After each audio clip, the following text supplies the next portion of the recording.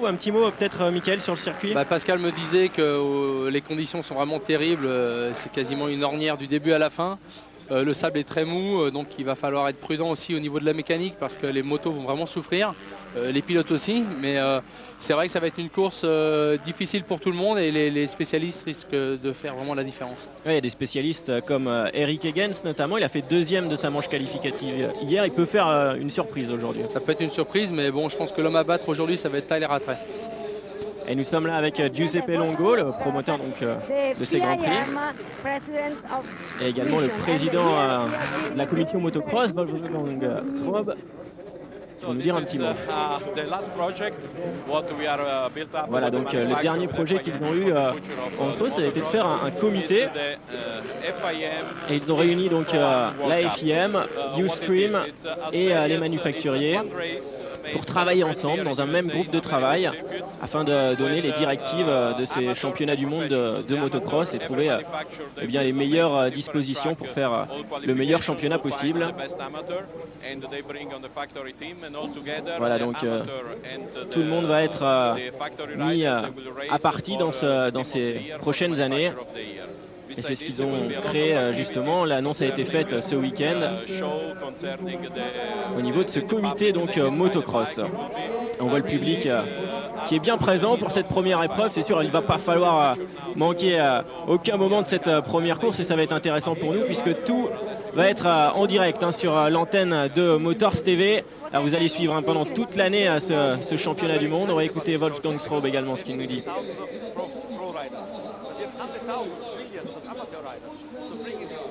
Voilà, donc il nous parle qu'il y a des millions d'amateurs qui pratiquent cette discipline et pour prendre les meilleures dispositions, c'était eh bien, à eux aussi de se rassembler. C'est vrai qu'il y a eu souvent des mésententes entre FIM, Ustream, les manufacturiers.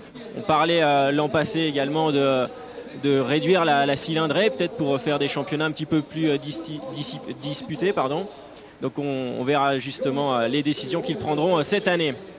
Voilà, donc les fans bien présents dès cette première épreuve. L'an dernier, il y en avait quand même 25 000. C'est un rendez-vous quand même, Valkenwart. Hein. C'est assez spécial comme épreuve. Ouais, pendant quelques années, les Grands Prix n'avaient plus lieu là-bas. C'était vraiment dommage parce que c'est vrai que c'est une belle course. Absent du calendrier en 2005-2006, donc retour l'année passée. Voilà, puis souvent de belles courses. Le circuit a été complètement modifié par rapport à l'époque où moi j'avais roulé là-bas. Vous êtes d'ailleurs le pilote qui a remporté 3 années consécutives. Ouais, j'ai gagné 3 fois là-bas. Voilà, Tommy Searle qui nous dit qu'il a gagné sa manche qualificative. Je suis prêt. Ça devrait bien se passer. Le circuit est vraiment sympa. Et voilà, je vais voir comment ça va se passer aujourd'hui. Tommy Searle, donc il faudra suivre, numéro 2 sur la KTM, et voici le champion du monde Antonio Cairoli. Oui, hier c'était un petit peu dur pour moi, parce que le circuit est vraiment très difficile. J'ai fait un bon départ, j'avais fait le whole shot, mais Tyler était vraiment très rapide. J'étais derrière lui, j'ai essayé de regarder ses lignes, ses trajectoires. J'ai d'ailleurs pas mal appris en le regardant rouler. Mais bon, je suis quand même content, je suis heureux de mon résultat, ça s'est bien passé. Et je suis prêt pour cette première manche. Voilà, il a le sourire, Antonio Cairoli. Et maintenant on est avec le pilote KTM, Sean Simpson. J'ai fait une 3e place dans ma manche qualificative. C'est vraiment positif. J'ai fait un bon départ hier. Est-ce que vous êtes heureux de la météo aujourd'hui? Oui, c'est plutôt bien. Pour l'instant, il ne pleut pas. On ne sait pas. On verra ce qui va se passer dans la suite de la journée.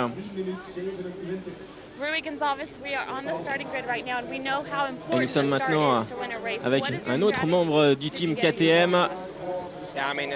C'est Rui Gonçalves, le portugais. Ouais, vous allez voir, dès que la grille va tomber, l'objectif va être d'attaquer, hein, c'est sûr. Être aux avant-postes.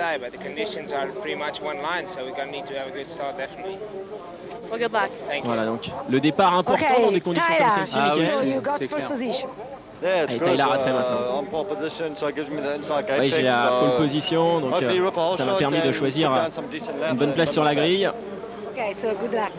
Voilà, bon courage donc à lui aussi, à Tyler Rattray. C'est vraiment le client de cette première épreuve.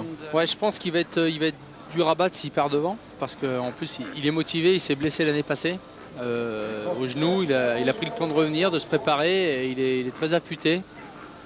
Et à mon avis, il va être dur à battre, mais bon, Chiaroli et Searle vont vraiment tout faire pour l'en empêcher. Mais je pense qu'ils sont tous les trois très motivés. Searle va être champion du monde avant de partir aux États-Unis, ça c'est clair. Et donc, à mon avis, il va y avoir de belles bagarres. Mais Chiaroli ne va pas en rester là. Je pense qu'il va vraiment vouloir gagner. Voilà, donc on va marquer une courte pause dans quelques instants. Et on se retrouve pour le départ de la première manche MX2. C'est tout de suite sur Motors TV, on marque une courte pause.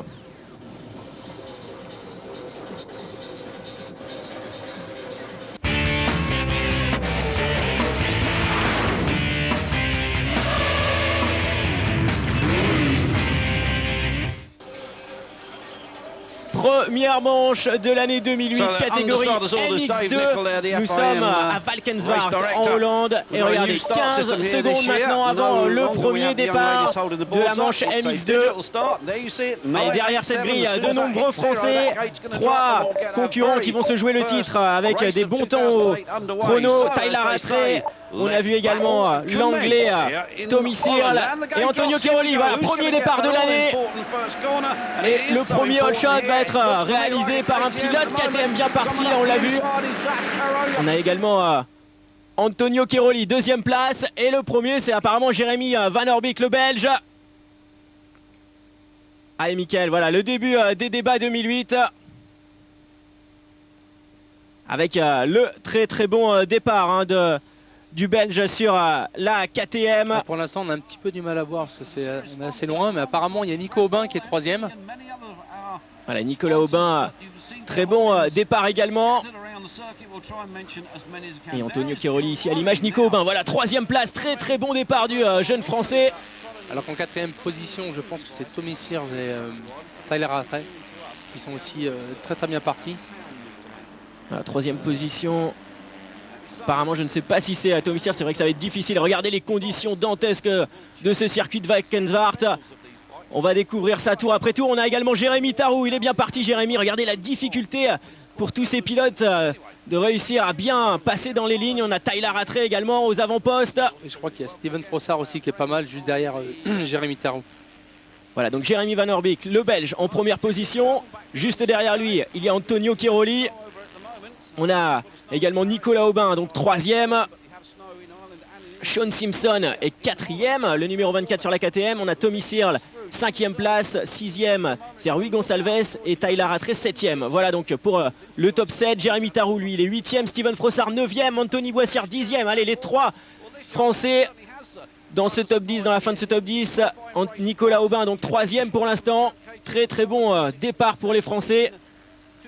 Allez, au total, ouais, 35 le minutes et 2 vraiment tours. important, on le voit déjà, Van der Rohe est déjà parti, il a pris une bonne longueur d'avance. Voilà, le Belge, donc c'est vrai qu'on va voir de nombreux Belges, certainement, Hollandais. Belges, Hollandais, et puis bon, les manches sont longues, là pour l'instant on est au premier tour, mais voilà, on voit que de partir devant, c'est tout de suite, c'est très important. Et j'ai l'impression que Nico est passé apparemment, il est deuxième, Nicolas, ouais. Apparemment, peut-être un petit souci pour Antonio Chiaroli. Dès ses premiers tours, là, Nicolas est deuxième. Il l'a passé. Il a doublé Antonio Chiaroli, Nicolas. C'est vrai qu'il était très performant ce début de saison. On l'a vu sur le championnat de France Élite. Voilà, Nicolas Aubin. Donc deuxième place pour l'instant, Antonio Chiaroli, troisième. À la quatrième place, on a Tommy Searle. Et Tyler Rattray qui remonte. Il remonte Tyler Rattray. Il était pointé septième au premier passage. Il est en train de revenir, Tyler Rattray, il a fait le meilleur temps des qualifications. Et regardez Nico Aubin, ça c'est positif, il est deuxième pour l'instant. Ouais, c'est vraiment bien parce que dans ces conditions-là, s'il arrive à faire un résultat correct, même de top 5, ça serait vraiment bien parce que c'est vraiment des conditions difficiles. Et c'est vrai que les Français, c'est toujours un petit peu compliqué à chaque fois pour nous, ce genre de conditions. C'est vrai, ce qu'il faut dire également, c'est qu'il ne va pas falloir non plus se baser sur cette première épreuve hein, qui est vraiment spéciale. C'est du sable. Dans 2 semaines, on ira en Espagne. Ce sera à des conditions vraiment différentes avec du terrain sec. Donc les conditions aujourd'hui vont être très très difficiles. Il va falloir s'en sortir hein, de ce sable de Valkenswaard. Voilà, il va falloir ne pas commettre d'erreur parce que c'est très facile d'aller à la faute et surtout préserver la mécanique. Les manches 40 minutes, la mécanique souffre. Et surtout être régulier et je pense que si Nico arrive à s'en sortir bien sur cette course, ça sera déjà une bonne chose de faite. Et pour l'instant en tout cas les prétendants au titre sont aux avant-postes, il n'y a pas de surprise avec tout de même le Belge Jérémy Van Orbeek, mais bon il est habitué à ces conditions là. Donc voilà, les prétendants au titre sont devant. On voit ici un pilote qui a des soucis, certainement le pilote Honda, Marvin Musquin peut-être. Voilà, Jérémy Van Orbeek, le Belge, donc le leader de cette première manche. Il est parti vraiment vite, donc il a réussi dès le premier tour à s'échapper. Alors c'était le pilote numéro 69, Wyatt Davis, qui avait eu quelques soucis. Nicolas Aubin qui est pas très loin derrière. Donc, mais comme je le disais, la course est longue. Le physique va jouer beaucoup aussi. La physique, les machines également pour tenir dans ce sable. Puis beaucoup d'enchaînements hein, typés supercross, des camels, des doubles. Ça, ce qui est plutôt bon pour Nico Aubin, puisqu'il a ce qui est bon technique, et surtout, alors que là, Cairoli rattaque. Cairoli va pas rester là. Il est vraiment motivé, Antonio Cairoli, surtout qu'hier, il s'est fait battre par Tyler Rattray.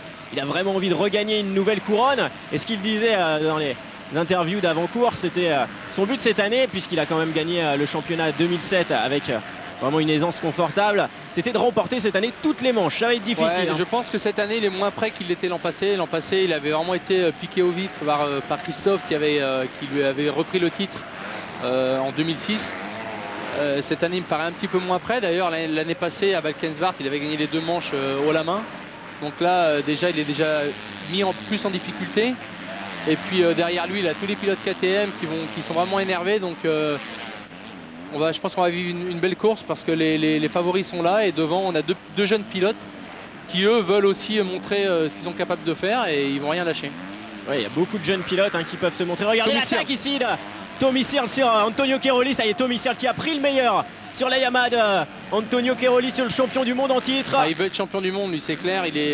Il a seulement 17 ans. Seulement 17 ans, exactement. Il part aux États-Unis l'année prochaine, donc il n'a qu'un objectif, c'est le champion du monde. Regardez l'attaque là de Tommy Searle maintenant sur Nicolas Aubin, il est en train de revenir. Tommy Searle, on a dans la petite fenêtre le mécanicien de Nico Aubin qui s'inquiète, voilà. Ah, Cairoli va tout tenter là pour ne pas le laisser partir. Allez, la saison 2008 est partie maintenant. Incroyable première manche de MX2 ici à Valkenswaard. Ah, ça annonce vraiment une belle saison dès ses premiers tours. Allez, Jérémy Van Orbeek, le leader pour l'instant de cette première manche 2008, catégorie MX2. Le Belge, je pense qu'il a l'habitude de rouler dans ces conditions quasiment tous les week-ends et même toutes les semaines. Donc c'est vrai qu'il est relativement propre, il ne fait pas beaucoup d'erreurs. Mais bon, il va peut-être manquer un peu d'expérience pour aller jusqu'au bout. Exactement, il va falloir maintenant les tenir, ces 35 minutes et 2 tours. Pour l'instant, ça reste positif pour Nicolas Aubin. Il a fait un très bon début de saison. Il a gagné en Italie, il a gagné en championnat de France. Cairoli qui est vraiment dans la roue de Searle. Ça l'a énervé. Il est entre les deux derrière. Tyler Rattray qui remonte sur Cairoli. C'est passé pour Tyler Rattray, ça y est. Cairoli qui rétrograde, il est 5e maintenant, Antonio Cairoli. Ah, puis les 2 pilotes KTM veulent le titre, donc ils veulent lui montrer d'entrée de jeu qu'ils sont là.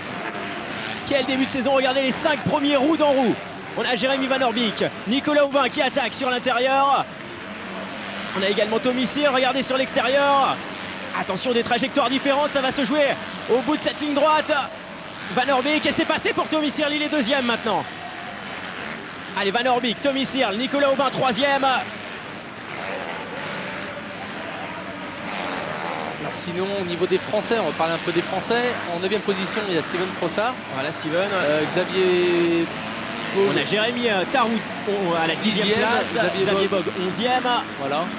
Pascal Leray malheureusement 22e, suivi de Boissière 23e, donc ils ont dû vraiment rater leur départ.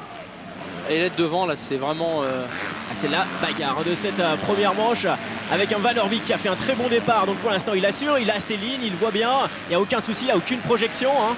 Alors derrière c'est un petit peu plus difficile, on est en train de remonter avec les KTM notamment de Tommy Searle, il est deuxième maintenant. Rapide. Et Tyler Rattray, regardez, il est quatrième juste derrière Aubin, il va tenter une attaque ici à l'intérieur. Tyler Rattray, ça va passer pour le pilote KTM. Ouais, ça y est.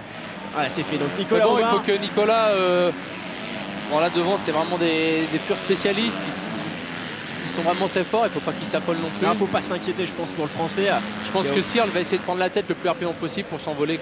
Il n'y a aucune inquiétude à avoir pour Nicolas Aubin. Et justement, s'il arrive à tenir le rythme dans la roue des leaders, ça sera positif pour la suite. Je pense que s'il fait, comme je disais tout à l'heure, s'il arrive à réaliser 2 top 5, 6 dans ces conditions-là, il pourra vraiment être satisfait de son week-end. Allez, on a ici à l'image Tyler Rattray, auteur de la pole position la veille. Il a maintenant pris la 3e place. Regardez ces ornières en appel de saut, ça c'est vraiment difficile quand même. Et pourtant, on voit que les appels ont été bien refaits, la piste... mais ça va être de plus en plus dur et au bout de 30 minutes je pense que ça risque d'être terrible. D'ailleurs ce gros camel n'est pas évident puisque c'est là que Rattray tout à l'heure a doublé Cairoli puisque Cairoli n'avait pas pu le sauter. Alors ce qui est difficile également, ce qui peut changer aussi en fin de course, c'est que toutes les trajectoires eh bien, sont différentes du début de la manche à la fin de course. Il faut évoluer, il ne faut pas voilà, rester toujours dans les mêmes traces, le circuit change en permanence donc il faut vraiment observer, il faut à la fois être capable de prendre les bonnes ornières et puis de regarder à droite à gauche pour le tour suivant, préparer les tours qui viennent. On voit là Tommy Searle à l'extérieur, visiblement la trajectoire était bonne. Il va s'attaquer maintenant pour la première place. Ouais, Jeremy Van Orbeek donc toujours leader avec dans sa roue Tommy Searle. On a Tyler Rattray 3e. C'est vrai que c'est ce qui va faire la qualité des pilotes ce week-end, vraiment être capable d'anticiper, de voir les trajectoires pour le tour suivant, et ça c'est vraiment important puisqu'on peut gagner des secondes. Là on peut gagner des grosses secondes sur un enchaînement d'une trentaine de mètres, on peut vraiment gagner 2-3 secondes. Voilà, Searle va à l'extérieur et maintenant il va essayer de recouper et ça y est, c'est fait. D'ailleurs il double au même endroit qu'il a doublé Cairoli tout à l'heure. Voilà, c'est passé, donc Tommy Searle qui prend la tête de course, Jeremy Van Orbeek 2e maintenant. Vraiment un talent ce Britannique. Ouais, et puis on le voit, il est vraiment motivé, il attaque. C'est vrai qu'il a fait une belle préparation. Oh là là. Attention, fumé au niveau de la KTM. Ça c'est inquiétant. C'est vrai qu'il roule vraiment très agressif. Il roule très agressif et il est pas très, il est très agressif avec la mécanique. C'est vrai que dans ces conditions-là, il faut quand même faire attention parce que l'embrayage et le moteur sont vraiment sollicités. Et bon, souvent les jeunes pilotes comme lui en veulent tellement qu'ils se restent à fond un peu partout et il faut vraiment faire attention parce qu'il reste encore 25 minutes. Les conditions vont être de pire en pire, il va y avoir de plus en plus d'ornières. Ça va être très très difficile. Tommy Searle, il est vraiment... Tyler Rattray, je crois qu'il est passé aussi en 2e position. Voilà, Tyler Rattray c'est fait, lui aussi il est 2e. Maintenant les 2 KTM officiels aux 2 premières places. Tommy Searle, Tyler Rattray. Ils ont travaillé dur cet hiver dans ces conditions. Et puis je pense qu'avec Evers, évidemment, comme manager Stéphane Evers, ils ont dû manger du sable et du physique. Donc ils montrent que d'entrée ils sont prêts et Cairoli est vraiment en difficulté derrière. C'est difficile pour Cairoli. Cairoli qui n'a d'ailleurs pas fait de course MX2 avec ses concurrents en pré-saison. Il s'est refusé à cela. Il avait fait une course en MX1 en Italie. Cairoli qui a du mal justement à passer en 3e position et puis Nico Aubin qui est resté au contact avec derrière Sean Simpson, très rapide aussi, l'anglais.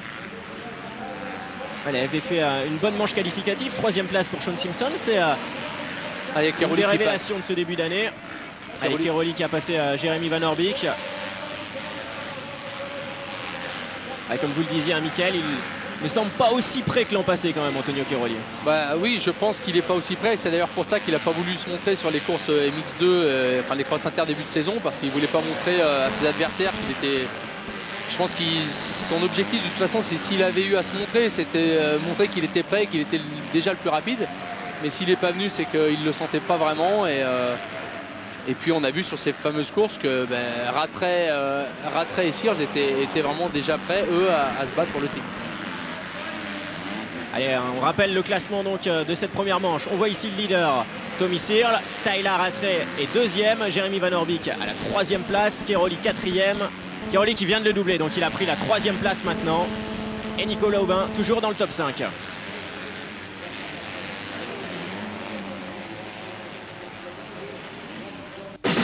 Le motocross mondial avec Kenny. Kenny, l'équipement pour le tout-terrain.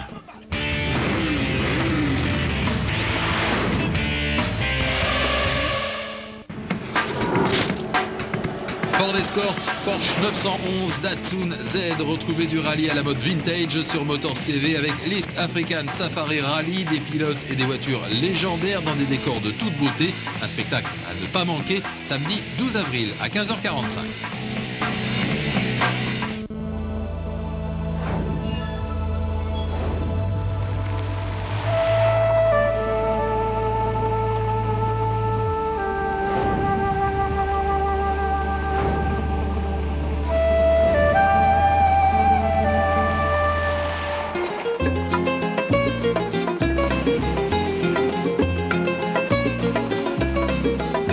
Mercurio, oro puro.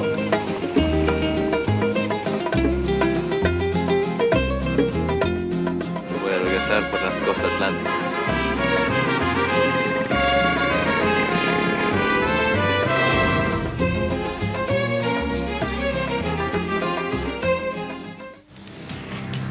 Souvenez-vous, Lewis Hamilton, Alexandre Prémat, Romain Grosjean, ils sont tous passés par la F3 Euro Series. Eh bien, elle revient, la F3 Euro Series, avec le premier meeting de la saison. Rendez-vous le dimanche 13 avril à partir de 9h45. Première course en différé, deuxième course 1 heure plus tard, à vivre en direct et en exclusivité sur Motors TV.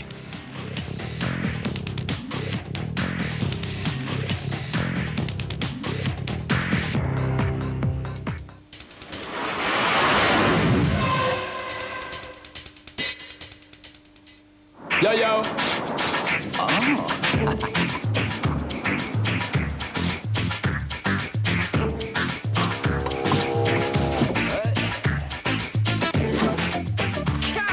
Yo yo. Frozen. Come on, allez, tous chez Opel. En ce moment, l'Opel Corsa est à partir de 9 990 €. Alors dépêchez-vous. Découvrez Opel.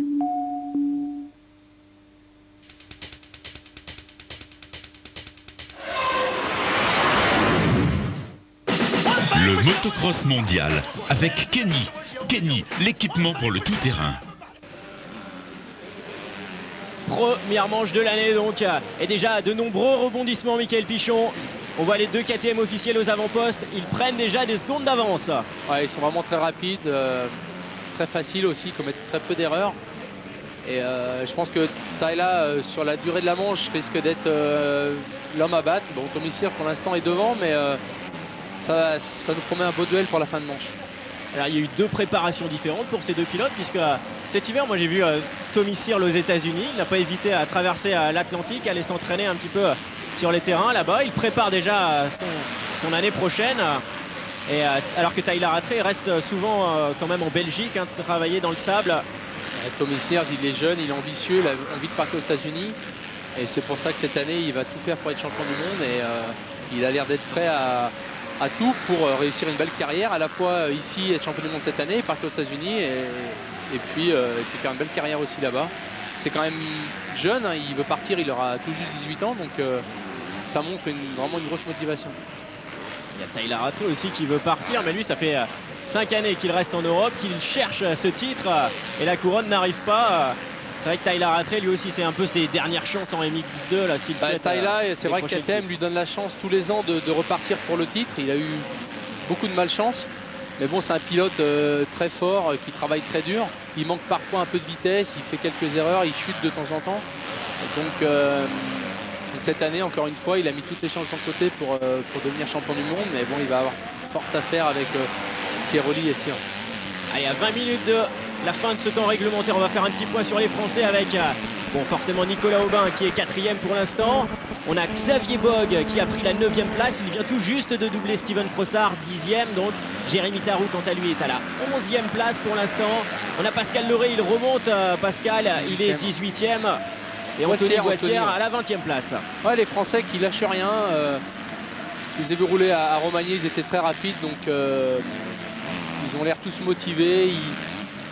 Ils vont se battre jusqu'au bout pour essayer de marquer un maximum de points. Je pense que sur ce genre d'épreuve, c'est ce qu'il faut, c'est se battre, ne jamais rien lâcher. et arriver à marquer un maximum de points. Voilà, ici Sean Simpson qui vient de doubler Jérémy Van Orbeek. Simpson qui est vraiment très rapide, hein. Il a gagné en championnat d'Angleterre. Je crois qu'il a bien roulé la semaine passée en championnat de Belgique. Et comme vous le dites, justement, l'arrivée de Stéphane Evers dans le team KTM semble porter ses fruits, puisque Simpson, aussi pilote KTM, a peut-être eu les bons conseils de Stéphane. Et puis c'est clair, de toute façon, c'est toujours positif d'avoir un manager comme Stéphane Evers. Et puis les motos sont très performantes, les 2,5-4 temps, à la fois en châssis et en moteur. Et d'ailleurs, il y a 4 KTM dans les 6 premiers, donc ça montre que les motos sont bonnes. Ils sont tous partis devant et donc c'est tant mieux. Mais bon, encore une fois, il ne faut pas oublier non plus Keroli, Aubin et les autres quoi, qui ne vont pas. Et regardez ce pilote incroyable sur le camel, c'est Eric Higgins. C'est marrant, Eric Higgins, qui est quand même pas un pilote tout jeune qui se lâche là sur le gros camel. Il avait gagné ses grands prix en 2001 sur une 125 et Eric Higgins, c'est véritablement le Hollandais spécialiste de la silice, un spécialiste du sable, Eric Higgins. C'est vrai qu'on l'an passé, par exemple, on le voyait faire quelques apparitions seulement sur ce type de circuit. Ah bah là, pour eux, c'est la maison, quoi. Je veux dire, ils roulent là, dans ces conditions-là depuis qu'ils sont gamins, donc beaucoup d'expérience. Et du coup, forcément, un pilote comme Eric Higgins, sur la durée de la manche, peut revenir dans les 3-4 premiers sans problème. Il avait créé quelques surprises l'an passé, et puis même à la manche qualif, hier, Eric Higgins fait une 2e place, donc c'est vraiment son terrain de jeu quand même, ce type de circuit ici à Valkenswaard.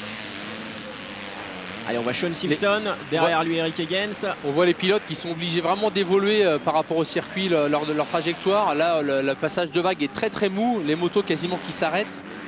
Et là, à l'intérieur, l'ornière est vraiment profonde, donc il va vraiment falloir changer de trajectoire, être très observateur parce que les motos vont souffrir. Et puis aussi le physique, hein. Ce genre d'ornière, au bout de 25-30 minutes, quand on est fatigué, ça devient compliqué à prendre. Et puis il y a certainement une certaine position à adopter quand on roule dans le sable, pas freiner de l'avant non plus. Les motos sont réglées aussi en fonction, hein. On les relève beaucoup de l'avant pour éviter qu'elles plantent parce que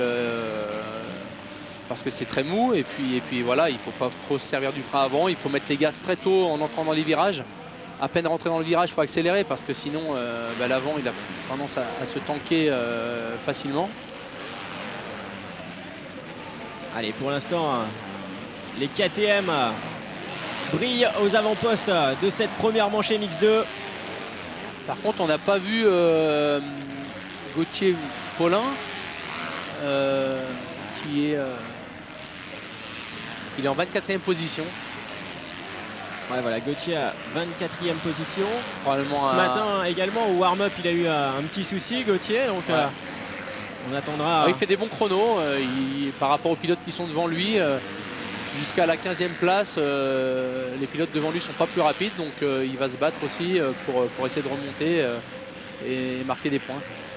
Allez, voici Tyler Rattray qui a pris le commandement de la course maintenant. On revient sur la tête de course avec le pilote KTM numéro 4. Certainement une erreur de Tommy Searle puisque Tommy Searle a rétrogradé.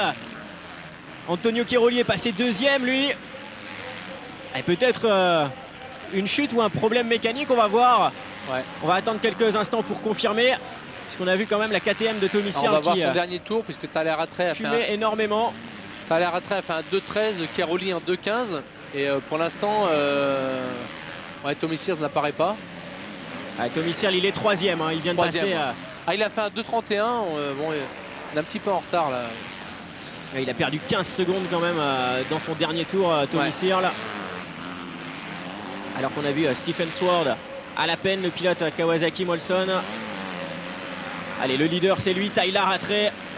Rattray maintenant qui va trouver un rythme de croisière et je pense que il va aller comme ça jusqu'au bout. Il semble bien parti en tout cas, Tyler Rattray. Il avait gagné au MX Inter de Valence. On l'avait vu déjà prêt en début de saison. Keroli n'est pas très loin, il est à 8 secondes. Donc il a quand même pas le droit à l'erreur. Voilà, 8 secondes derrière, donc on retrouve Antonio Keroli. À 14 secondes, il y a Tommy Searle à la 3e place. Nicolas Aubin est 4e. Il est seulement à 4 secondes de Tommy Searle finalement, Nicolas. Ouais, Nicolas qui vient de faire un 2.16, donc qui est quand même un petit peu un temps en dessous des 3 premiers. mais qui se maintient bien par rapport à Simpson. Bon, Egan c'est rapide derrière, il risque de revenir. Mais bon, encore une fois, Nicolas est 4e, donc c'est vraiment très positif. Oh là, Attention, Cairoli qui attaque. Hein. Il veut vraiment... il a l'air très motivé, je pense qu'il veut vraiment revenir sur Rattray. Et puis Cairoli qui a un gros physique, hein. L'année passée il avait fait des belles courses, donc là les pilotes se croisent, donc ils se voient. Antonio Cairoli hein, qui avait la main mise sur le championnat l'année passée avec 10 victoires en Grand Prix MX2, une victoire en MX1. Il avait gagné les 5 premiers Grands Prix d'entrée, donc c'était déjà compliqué pour les autres.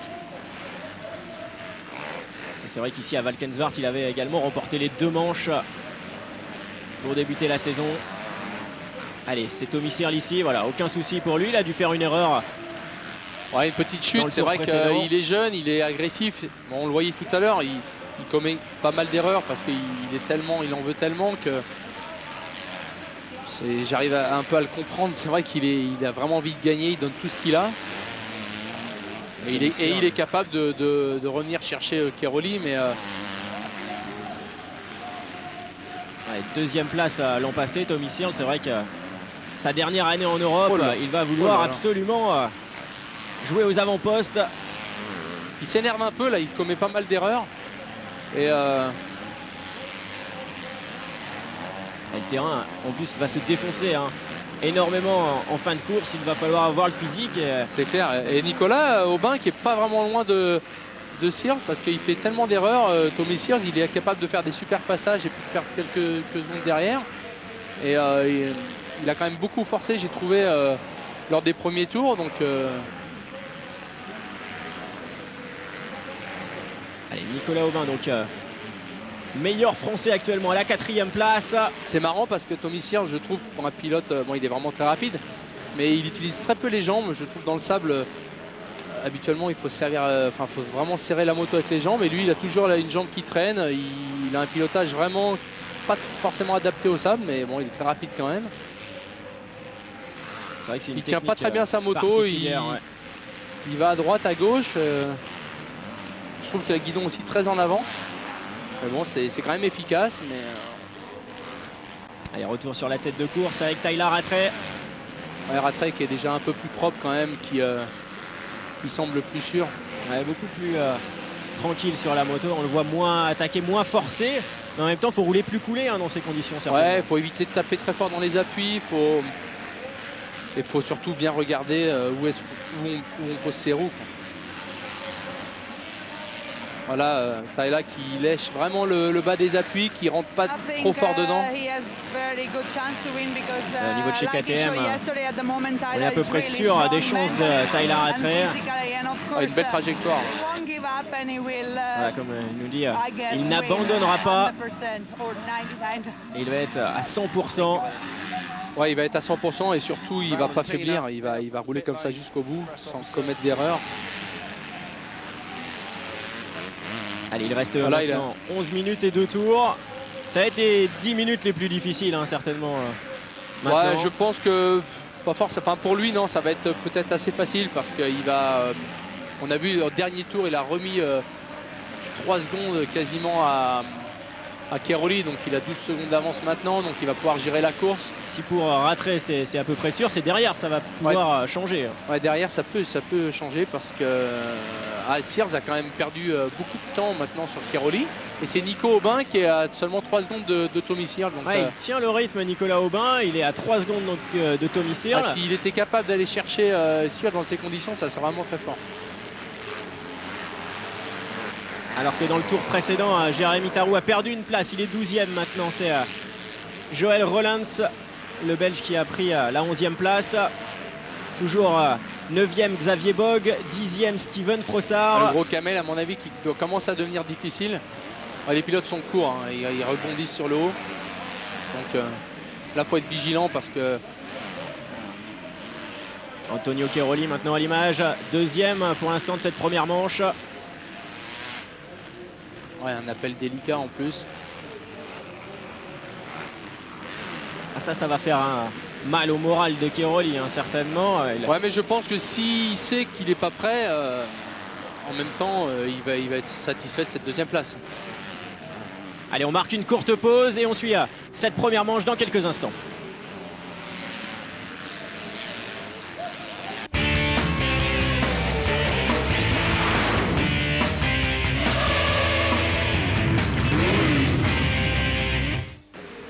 Retour à Valkenswaard avec justement une mauvaise nouvelle, Mickaël. On a vu Nicolas Aubin qui a rétrogradé au classement. Ouais, malheureusement, il était quasiment revenu dans la route de Tommy Sears. Et là maintenant, Nico est 9e. Il a fait une chute, il a perdu quasiment 30 secondes sur un tour. Donc en 9e position maintenant derrière Xavier Bog. Donc il a perdu gros, mais bon, rien de dramatique encore pour le moment. Mais c'est un petit peu dommage. Il avait fait une super course. Et sinon devant, ça n'a pas trop bougé. Hein. Toujours Tyler Rattray, donc leader. Ouais. Antonio Cairoli est à la 2e place. 3e, c'est Tommy Searle. Voilà, Antonio Cairoli qui a maintenant quand même 17 secondes de retard sur Tyler Rattray. La course est quasiment jouée pour le leader Tyler Rattray. Donc Antonio Cairoli 2e. Tommy Searle est 3e à 10 secondes de Cairoli. Et il y a Eric Eggens 4e place. Il remonte tour après tour. Eric Eggens, le Hollandais. Et puis donc pour les Français, maintenant c'est Xavier Bog 8e, Nicolas Aubin 9e, Jérémy Tarou 11e et Anthony Boissière 13e. Boissière qui est bien remonté puisqu'il était 23 24e, il est 13e. Et puis belle remontée également de Pascal, ouais, 16e. 16e. Et Gauthier Paulin qui lui aussi remonte petit à petit, il est en 22e position. Un petit peu plus dur pour le champion d'Europe en titre, Gauthier Paulin, à l'image Tommy Searle, donc il menait ce début de course. Tommy Searle, il avait la rage pour remporter cette première manche de l'année, et puis une erreur qui l'a fait perdre. C'est vrai qu'une erreur dans ces conditions-là, ça arrive vite. Et puis il est jeune, mais bon, c'est quand même une belle manche. Les 3 favoris sont devant, donc... On ne s'était pas trompé au niveau des pronostics, Mickaël. C'est sûr que ce début de saison annonçait une bataille entre 2 KTM. En plus, quand je regarde Tommy Searle, là j'ai l'impression que son guidon est bien tordu. Il a dû se prendre une bonne chute quand même parce que sa moto devant, donc ça n'a pas été évident non plus. C'est peut-être pour ça aussi qu'il commet pas mal d'erreurs. C'est un guidon tordu dans ces conditions-là, ça rend pas facile. Allez, retour sur la tête de course avec Tyler Rattray qui arrive. Le voici, le numéro 4 sur la KTM officielle, qui est vraiment l'homme à battre du week-end. Il roule entre 2-3 secondes plus vite que Cairoli, donc il a un bon rythme, il est propre, il ne fait pas d'erreur. Beaucoup d'expérience dans ces conditions. Donc ça sera impossible pour les autres d'aller le chercher, sauf s'il a un problème mécanique ou une chute, mais à la régulière, il a 17 secondes, donc 17 secondes c'est quand même énorme. Tyler Rattray, aucun souci donc en ce début de saison. Regardez les lignes extérieures qu'il utilise, Tyler Rattray. On essaie de frôler les extérieurs, éviter les trous. Souvent c'est la technique à avoir. Là les trous pour les éviter, c'est vrai que c'est très compliqué. Il faut surtout éviter aussi de se mettre dans des grosses ornières où on risque d'y rester. Mais c'est vrai que là les conditions sont vraiment difficiles. Et en fin de journée, le terrain, ça risque d'être vraiment compliqué pour les MX1 parce que les conditions sont vraiment difficiles. D'ailleurs, le MX1, on le retrouvera le mardi soir en différé, également sur l'antenne de Motors TV avec tout un récapitulatif de ce week-end motocross, MX2, MX1 retransmis. Et puis bien sûr, toute l'année, ne manquez pas les catégories MX2 en direct donc sur l'antenne. N'hésitez pas également à laisser vos messages sur le forum de Motors TV.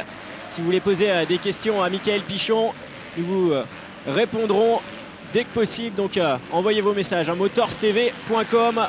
Allez sur le forum MX et envoyez les questions. Il y aura la deuxième manche tout à l'heure à 15 h. Nous vous donnerons toutes les réponses. C'est donc Xavier Bog qui fait une belle manche. Il est quand même 8e. Il est revenu dans les roues de Van der Robeek qui était quand même parti en tête. Donc c'est vraiment une belle course. Avec Xavier Bog qui a saisi une belle opportunité cette année. Il est seulement à 2 secondes du pilote KTM qui avait all-shoté, qui avait mené la course quand même pendant 3-4 tours. Et, alors que Xavier Bog était parti, je crois, aux alentours de la 15e place. Donc c'est vraiment une super course. Voilà, donc Xavier Bog, c'est un pilote assez sûr. Finalement, il a un bon rythme, une belle régularité. On l'a vu l'an passé. Et, voilà, il a signé avec avec Suzuki, une moto d'usine cette année, la nouvelle 254 temps chez Suzuki qui a remis les moyens pour revenir en Grand Prix MX2. Donc Xavier, c'est une belle opportunité signée avec ce team allemand. Et puis là, on le voit, il est dans le top 10. L'année dernière, il avait déjà surpris. Il avait fait des bons résultats un peu dans toutes les conditions. Là, on est quand même dans du sable. C'est vraiment très spécifique, quoi. Je veux dire, il a quand même pas beaucoup d'expérience en Grand Prix. Je crois que c'est sa deuxième année seulement. Ouais, l'an passé, enfin, il avait fait plusieurs années avec le team Yamaha Cassola. Il avait commencé comme ceci. Ensuite, l'an passé, Xavier Bogue, il avait voulu continuer avec sa structure personnelle. Il venait avec son papa, ils avaient monté le team. Et puis finalement, grâce à ses bons résultats de fin d'année, il a eu l'opportunité de signer avec Suzuki cette année. Et ça, c'est vraiment positif pour lui. Donc, Nicolas Aubin qui a perdu une place. Il est maintenant 10e, Tarot 11e, Boissière 13e et Pascal Leray 17e, lui aussi qui a perdu une place. Allez, donc le top 3, Tyler Ratré, Keroli, Tommy Searle. Et Gauthier Paulin qui est maintenant 21e, donc il est tout proche pour marquer un point. Qui est bon, un point, c'est toujours ça de prix. Pour un Grand Prix dans ces conditions, il a dû chuter au départ où il était vraiment très très loin au début. Donc ça montre qu'il en veut, il est courageux et un point, il serait bien récompensé, ça serait une bonne chose pour lui. En tout cas, belle remontée d'Anthony Boissière. Il va falloir l'attendre dans le top 10 certainement, Anthony. On l'a vu cette saison avec des bons résultats en championnat de France Élite. Il a la vitesse en tout cas, donc je pense qu'un top 10 va être possible puisqu'il est 13e, Anthony Boissière. Il est parti vraiment au fond du peloton et remonter à ce niveau-là, c'est vraiment positif pour lui. On verra ce qui sera dans la deuxième course. Mais en tout cas, il semble être à l'aise là, Anthony. Ouais, puis là, il a l'opportunité encore de gagner 2 places. Il est assez rapide, donc c'est clair qu'il peut s'approcher du top 10, ce qui serait bien par rapport à son départ. Et les Français qui, dans l'ensemble, sont quand même pas mal dans ces conditions. Encore une fois, dommage pour Aubin qui pouvait quasiment se battre pour le podium. Mais bon, il est 10e, donc c'est quand même des bons points. Et on voit ici Eric Higgins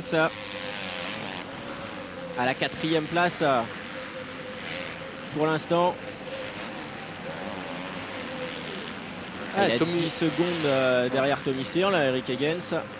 L'écart reste stable donc, entre Tommy Searle et Eric Higgins. Ouais. Antonio Keroli qui se rapproche. Il a repris 4 secondes à Tyler Ratré dans le dernier tour. Bon, c'est vrai qu'il n'y a rien d'inquiétant quand même, mais il reste bientôt au prochain passage 2 tours. Donc ouais, 12 secondes, 12 secondes maintenant. Donc c'est vrai que c'est beaucoup, mais dans ces conditions-là, une erreur peut vite faire perdre 4-5 secondes, quoi. Allez, on va rentrer dans les 2 derniers tours au prochain passage.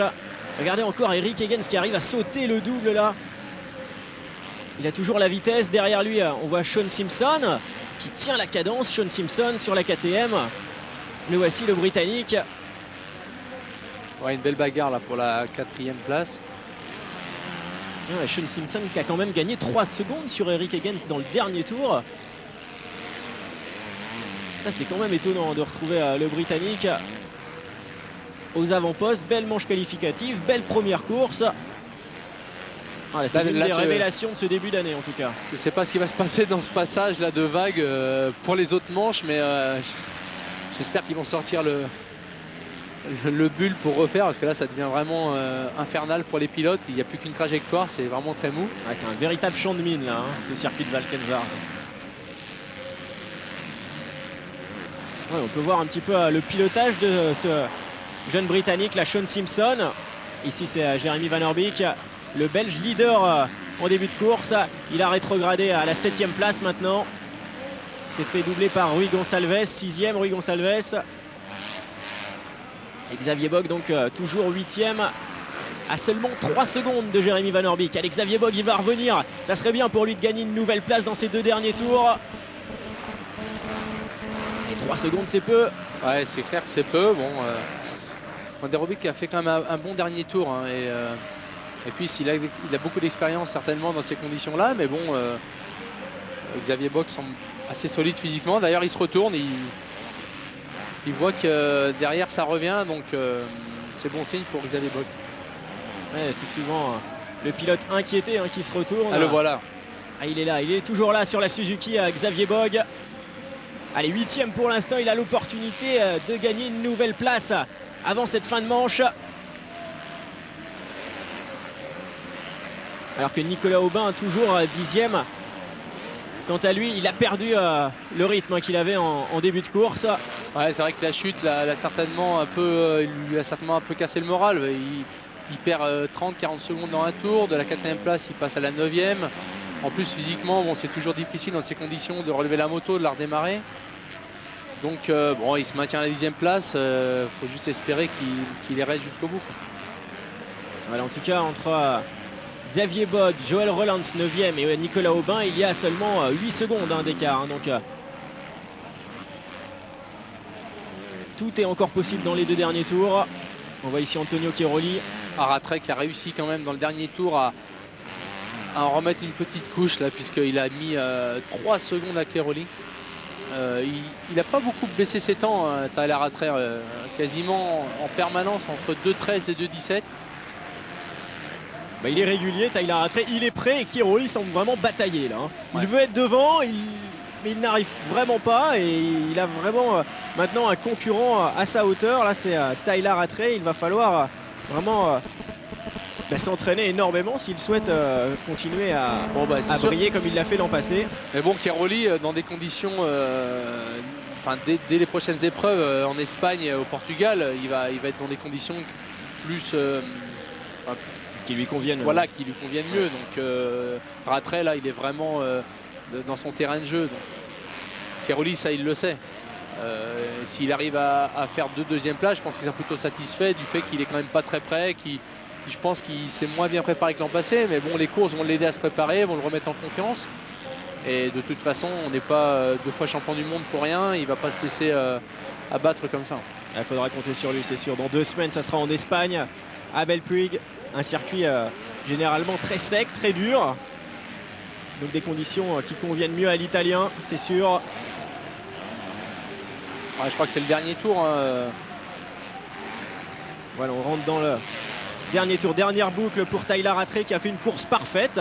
Il est parti dans le top 10 et il est remonté un par un, tranquillement, doucement mais sûrement. Et puis une fois qu'il a pris la tête, il a mis le cruise control, des temps réguliers, aucune erreur. Et au résultat final, voilà, il s'impose quand même avec près de 20 secondes d'avance. Donc voilà, il l'a déjà prouvé hier, il le prouve encore aujourd'hui. Il va falloir compter sur lui encore pour la 2e manche. Et puis pour le titre, il est très motivé. Il était venu passer quelques jours chez moi il y a 2 ans. Et c'est vrai que c'est un garçon qu'on veut vraiment. Il veut être champion du monde. Il n'a pas toujours eu de chance. Et je crois que là, il a vraiment mis toutes les chances de son côté pour être champion du monde. Quelles sont justement ses qualités à Tyler Rattray? C'est que c'est un travailleur. Et puis il n'a jamais rien. Même blessé, il est capable de rouler et de tout donner.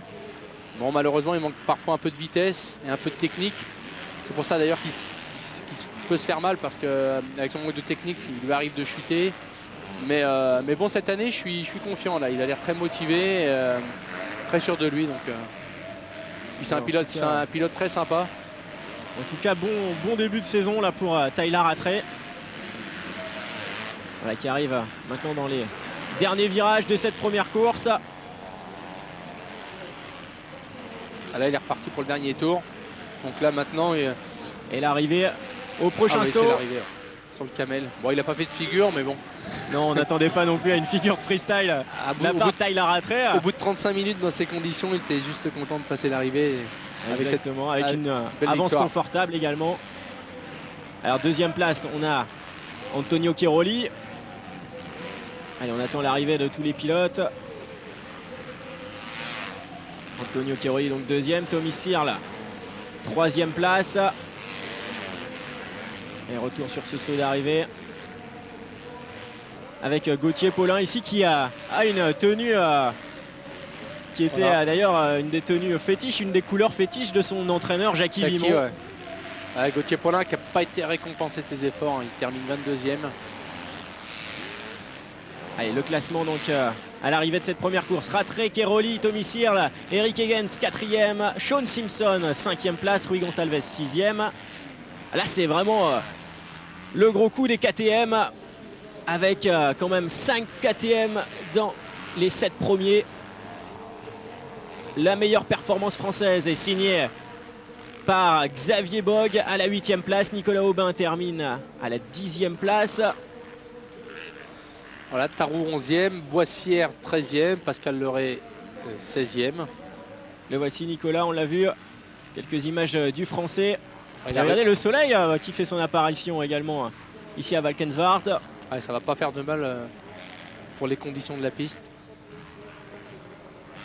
Voilà, on a sorti les casquettes, rangé les parapluies. C'est plutôt de bon augure pour la suite. Ah, Nicolas Aubin qui a réussi à gagner une place dans le dernier tour, il finit 9e. Voilà donc qui a doublé Joël Rollins dans ce dernier tour.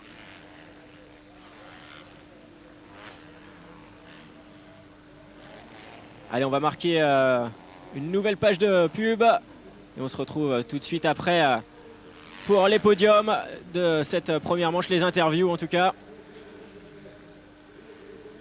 A tout de suite.